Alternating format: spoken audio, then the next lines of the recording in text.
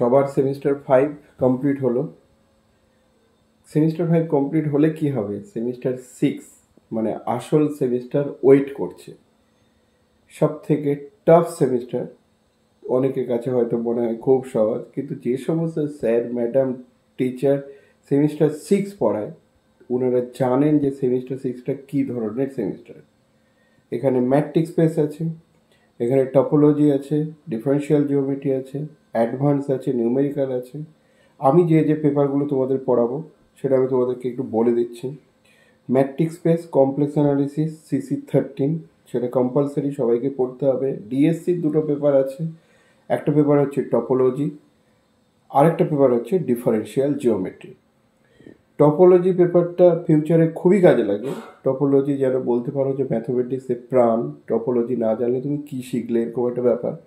কিন্তু টপোলজি বিগত দিনের অভিজ্ঞতা থেকে বলছি, বেশ কিছু ছেলেপেলে সাপ্লিও পাচ্ছে, কিন্তু যারা সাবজেক্টটা বুঝতে পারছে তাদের কাছে এই সাবজেক্টটা অন্যরকম। কেউ কেউ বলে যে স্যার না হয়ে একটু কম নাম্বার পেলাম, কি এসে যায়, সাবজেক্টটা তো শিখেছি। তো সেই কারণে টপোলজি অনেকেই নেয়। যেমন আগের বার প্রায় 350-র ওপর শুধু টপোলজি নিয়েছিল, বেশ কিছু সাপ্লিও পেয়েছিল। তো যাই হোক, টপোলজি পড়াবো, ডিফারেন্সিয়াল জিওমেট্রি পড়াবো, আর ম্যাট্রিক্স স্পেস। আমি ভাবছিলাম ভয়েস রেকর্ড করে বলবো, তাই আমি মনে করলাম যে ঠিক আছে একটু ভিডিও রেকর্ড করেই তোমাদেরকে বলি যে কি কি পেপার আমি পড়াই। ম্যাট্রিক্স স্পেস যে পেপারটা আছে কমপ্লেক্স অ্যানালিসিস খুব ইজি। ম্যাট্রিক্স স্পেস যেটা আছে, সেই ম্যাট্রিক্স স্পেস যদি কেউ ভালো করে পড়ে, টপোলজির অর্ধেক মানে 50% পড়া হয়ে গেল। কারণ ম্যাট্রিক্স স্পেসে আমরা পড়বো যে যে চ্যাপ্টারগুলো, নামগুলো সেম রাখা হয়েছে। ম্যাট্রিক্স স্পেসে আমরা পড়বো continuity on a matrix space, হয়ে যাবে ওখানে continuity on a topological space. আমরা পড়বো কানেক্টেডনেস ইন ম্যাট্রিক্স স্পেস, ওখানে হয়ে যাবে কানেক্টেডনেস ইন টপোলজিক্যাল স্পেস। এখানে পড়বো কম্প্যাক্টনেস ইন ম্যাট্রিক্স স্পেস, ওখানে পড়বো কম্প্যাক্টনেস ইন টপোলজিক্যাল স্পেস। অর্থাৎ ম্যাট্রিক্স স্পেস যদি কেউ ঠিকঠাক করে পড়ে তাহলে টপোলজি অর্ধেকটা হয়ে গেল। কিন্তু টপোলজি আমি চাইবো তারাই নাও যাদের বেসিক কনসেপ্টটা ঠিকঠাক আছে, তারা অবশ্যই টপোলজিটা নাও। ডিফারেন্সিয়াল জিওমেট্রি কিন্তু সব থেকে সহজ সাবজেক্ট। তোমরা বিশ্বাস করবে না, ডিফারেন্সিয়াল জিওমেট্রি টোটাল আমার 21 থেকে 22টা লেকচার হয়েছিল আগে। ওই 21 থেকে 22টা লেকচারে 100% কমন পেয়েছিল, 100% অ্যান্সার করা যাবে। সো ডিফারেন্সিয়াল জিওমেট্রি নিয়ে কোনো চাপ নেই। কিন্তু ডিফারেন্সিয়াল জিওমেট্রির প্যারালাল যে সাবজেক্টটা আছে সেটাও যেহেতু খুব সহজ, সেই কারণে অনেকে ওই সাবজেক্টটা নেয়। বিশেষ করে টপোলজির মতো সাবজেক্টগুলো কলেজ যদি না দেয় কিছু করার নেই। কলেজ যদি আবার বলে যে না টপোলজি তোমাকে নিতেই হবে, তাহলে তোমার ভালো না লাগলেও তোমাকে নিতে হচ্ছে, কিছু করার নেই। ডিফারেন্সিয়াল জিওমেট্রি এমন একটা সাবজেক্ট যে সাবজেক্টের জন্য আমরা অনেক সময় লড়াই করেছি। বেশ কিছু কলেজ বলে যে পড়ানোর টিচার তো নেই, পড়াবো কি করে।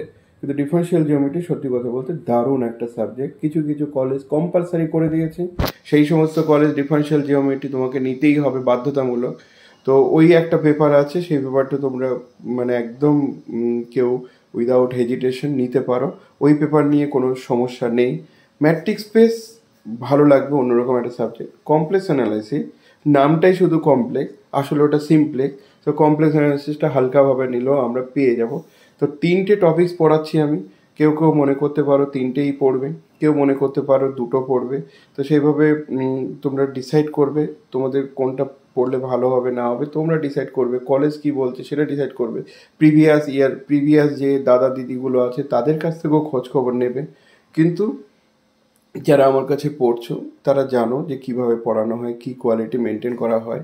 তোমরা যদি বলো যে স্যার 6 সেমে এই সেমিস্টারে কার উপর সব থেকে বেশি প্রেশার যাবে, তাহলে আমি বলবো আমার উপর সব থেকে বেশি প্রেশার যাবে। অতিরিক্ত হেডেক নিয়ে পড়াতে হয়। এর থেকে হেডেক তোমরা বুঝতে পারবে যে হ্যাঁ স্যার আপনি প্রচুর পড়াশোনাও করেছেন, পরিশ্রমও করেছেন।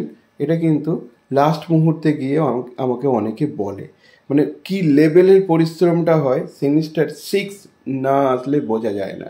তো সেই লোডটা আমাদেরকে নিতেই হচ্ছে। সপ্তাহে 6 দিন পড়াচ্ছি বা 7 দিন, সপ্তাহে 7 দিনই পড়াতে হয়। 7 দিন না পড়ালে সিলেবাস কভার করা যায় না। তো সেইভাবে প্রিপারেশন নিচ্ছি। সপ্তাহে কদিন পড়াবো, কি বৃত্তান্ত, সব কিছু আমি তোমাদের হোয়াটসঅ্যাপ গ্রুপে বলেও দিচ্ছি। 2-1 দিনের মধ্যে শুরু করছি। Best of luck for 6 same. 5th same যা হলো হলো, 6th সেমে কিন্তু সাপ্লি হলে ইয়ার লস হবে। 6th সেম সাপ্লি হওয়া মানেই ইয়ার লস। ইয়ার লস যদি করতে না চাও, 6th সেমটাকে সিরিয়াসলি লাইফে লাস্ট পড়া ভেবে পড়াশোনা করে নাও। ওকে, কবে কি পড়া হবে না হবে সব আমি তোমাদেরকে বলে দেবো।